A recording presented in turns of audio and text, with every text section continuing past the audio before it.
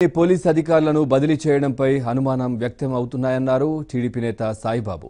మోదీ ఆదేశాలతో వైసీపీకి అనుకూలంగా ఈసీ పనిచేస్తోందని ఆరోపిస్తున్న సాయిబాబుతో మా correspondent Satya face to face ఇప్పుడు చూద్దాం. ప్రస్తుతం దీనిపై మనతో మాట్లాడేందుకు టీడీపీ సీనియర్ నేత 20 పాయింట్స్ చైర్మన్ సాయిబాబా గారు ఉన్నారు. సార్, ఈ ఏబీ వెంకటేశ్వరరావు గారి బదిలీని మీ పార్టీ తరఫున మీరు ఎలా చూస్తారు? అంటే ఇక్కడ పార్టీ తరఫున కాకుండా వ్యక్తిగతంగా మనం పరిశీలించినా కానీ ఎన్నికల సంఘం అంతకుముందు ఇచ్చిన సర్క్యులర్స్ని 2019 జనవరిలో ఇచ్చిన సర్క్యులర్ని కనుక చూసుకుంటే వాటన్నిటికీ వ్యతిరేకంగా ఈ బదిలీ చేసినట్టుగా కనపడుతూ ఉందండి. వాళ్ళు దానికి విధి విధానం ఏంటి అనేది కూడా నిర్ణయించుకోవాల్సిన అవసరం ఉన్నది. ఈ భారత ఎన్నికల సంఘంలోని కొంతమంది పిఎంఓ అడ్వైస్తో కానీ బీజేపీ పార్టీ అడ్వైస్తో కానీ కొంత గైడెడ్గా పనిచేస్తున్నట్టు అయితే మాకు క్లియర్గా కనిపిస్తుందండి. 2019 జనవరిలో ఇచ్చిన సర్క్యులర్ ప్రకారము కమ్యూనికేషన్స్ వింగ్లో కానీ బందోబస్తు వాటిల్లో కానీ లేకపోతే ఎన్నికలకు సంబంధం లేకుండా అదర్ వింగ్స్లో పనిచేస్తున్న వాళ్ళని బదిలీ చేయవద్దు అని చెప్పి భారత ఎన్నికల సంఘం భారతదేశంలోని అందరికీ కూడా ఉత్తర్వులు పంపించింది. దాన్ని వాళ్ళు ఎందుకు వైలేట్ చేశారనేది వాళ్ళు చూసుకోవాల్సింది.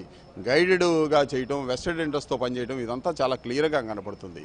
ఇది మేము విస్మయానికైతే మేము గురి కాలేదండి. మేము గత 3 నెలల నుంచి 4 నెలల నుంచి చెప్తున్నాము. ఇక్కడ ఉన్న అధికారులు కొంత మీద ఎవరో లేనిపోయిన ఆరోపణలు చేస్తున్నారు. ఒక సామాజిక వర్గం అనే పేరు పెట్టి దాడి చేయడానికి ప్రయత్నం చేస్తున్నారు. ఒక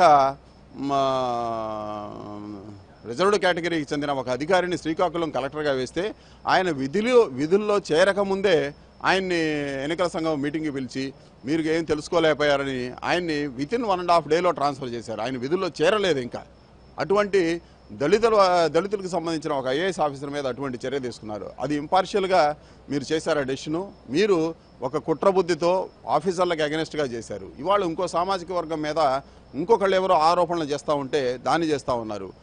ప్రజలెవరూ కంపెనీ చేయలేదే. ఆ పార్టీకి ఒక్కళ్ళకే ఆయన బయాస్గా పనిచేస్తున్నట్టు లేకపోతే ఒకళ్ళ కోసం పనిచేస్తున్నట్టు కనిపించిందా?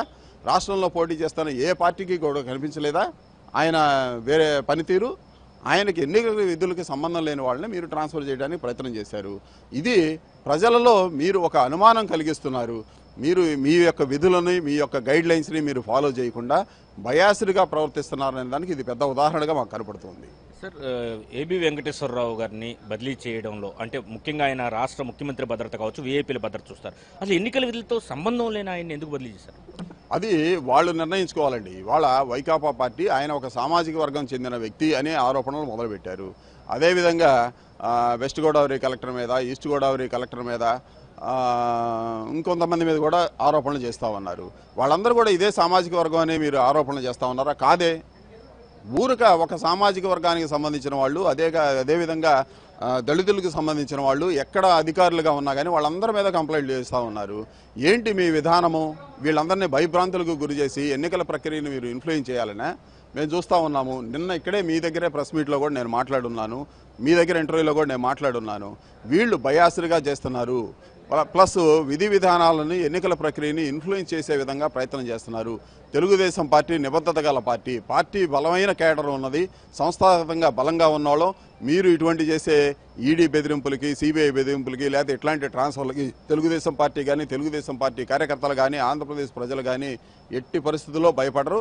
భారత ఎన్నికల సంఘంలోని కొందరు వ్యక్తులు, అందరి మీద నేను అనలేను కానీ కొంతమంది వ్యక్తులు గైడెడ్గా పనిచేస్తూ ఉన్నారు, వెస్టెడ్ ఇంట్రెస్ట్తో పనిచేస్తున్నారు అనేది నేను ఖచ్చితంగా చెప్పగలను. కడప జిల్లా ఎస్పీని కూడా బదిలీ చేశారు. వివేకానంద హత్య కేసు కొలిక్కొస్తున్న తరుణంలో ఆయన బదిలీ చేయడం ఆ కేసుపై ప్రభావం చూపిస్తుంది. అంటే ఎన్నికల పోలింగ్ తేదీ కంటే ముందు వివరాలు బయటకు వెల్లడి కాకుండా ఈ ప్రక్రియ చేపట్టారా? వైసీపీ ఒత్తిడి దీని మీద ఉందనుకుంటున్నారు. ఇక్కడ కడప వివేకానంద రెడ్డి హత్య గారి విషయంలో నేను చాలా క్లియర్గా చెప్తాను ఉన్నానండి. అక్కడ ఎవిడెన్సులు మార్చడానికి లేకపోతే ఎవిడెన్సులు తీసేయడానికి అనేక మంది ప్రయత్నం చేశారు. 7 గంటల 10 నిమిషాలు 7 గంటల 15 నిమిషాలకు అవినాష్ రెడ్డి గారు నేను అక్కడికి వచ్చాను అని చెప్పారు. ఆయన ఒక ఎంపీగా ఉన్నారు గతంలో. లోపలికి వెళ్ళి చూసినప్పుడు ఆయనకి హత్య, గుండెపోటు అని తెలియలేదా? ఆ కేసును ఇన్వెస్టిగేట్ చేస్తున్న ఆఫీసర్గా ఉన్న రాహుల్ దేవ్ గారు ఆ రోజున జరిగిన దాంతో ఆయనకి దానికి సంబంధం ఏముందండి? ఆ హత్య జరిగిన కొన్ని గంటల్లోపే రాష్ట్ర ప్రభుత్వం సపరేట్గా సిట్కి ఇచ్చింది. ఏ విధంగా కూడా ఆయన ఇన్వాల్వ్ కాలేదు ఆ విషయంలో. ఆ ఇన్వెస్టిగేషన్లో కానీ మిగతా దాంట్లో కానీ ఆయన వాస్తవాలను క్రోడీకరించి ఈ విధంగా సాక్ష్యాలను డిస్ట్రాయ్ చేయటానికి వాళ్ళకి మొత్తం చర్యలు తీసుకుంటున్నాం అనే దానికి పోలీస్ డిపార్ట్మెంట్కి వస్తే మీరు దాన్ని మసిబూసి మారేడు చేయడానికి లేకపోతే ఇంకో ద్వారా దాన్ని ప్రయత్నం చేయడానికి మీరు ప్రయత్నం చేస్తూ ఉన్నారు. ఆ కారణం చేత ఆయన్ని ట్రాన్స్ఫర్ చేశామంటే మాత్రం చాలా పొరపాటు అండి. రాహుల్ దేవ్ గారు ఆయన డ్యూటీలు ఆయన నిర్వహిస్తూ ఉన్నారు. సాక్ష్యాధారాలను రూపుమాపడానికి ప్రయత్నం చేసిన వాళ్ళందరి మీద కూడా మీరు ఫస్ట్ కేసు పెట్టిన తర్వాత మిగతా చర్యలు తీసుకోవాలని కోరుతున్నామండి. Thank you sir. మొత్తం మీద భారత ఎన్నికల సంఘం బయాస్డ్గా వ్యవహరించిందనే అభిప్రాయాన్ని వ్యక్తం చేస్తున్నారు. అందుకే వారిని ప్రశ్నిస్తున్నాం. ఎందుకంటే వైసీపీ ఇచ్చిన ఫిర్యాదు మీద ఇమీడియట్గా రెస్పాండ్ అవుతున్న ఎన్నికల సంఘం ఈ టీడీపీ అనేక అంశాలపైన ఫామ్ 7 కావచ్చు, ఓట్ల తొలగింపు విషయం కావచ్చు, అనేక ఫిర్యాదులు చేసినా పట్టించుకోవాలి. ఇదే సమయంలో ఎన్నికల విధులతో సంబంధం లేని అధికారులను అక్కడి నుంచి బదిలీ చేయాలి అనే నిర్ణయం తీసుకోవడం, వాళ్ళు ఇచ్చిన ఉత్తర్వులను వాళ్లే ఉల్లంఘించినట్లు అవుతుందని సాయిబాబా గారు చెప్తున్న పరిస్థితి కనిపిస్తుంది. ఇది ఇక్కడ పరిస్థితి. కెమెరా పర్సన్ ఆదిత్యతో సత్య, ఏబీఎన్ ఆంధ్రజ్యోతి, అమరావతి.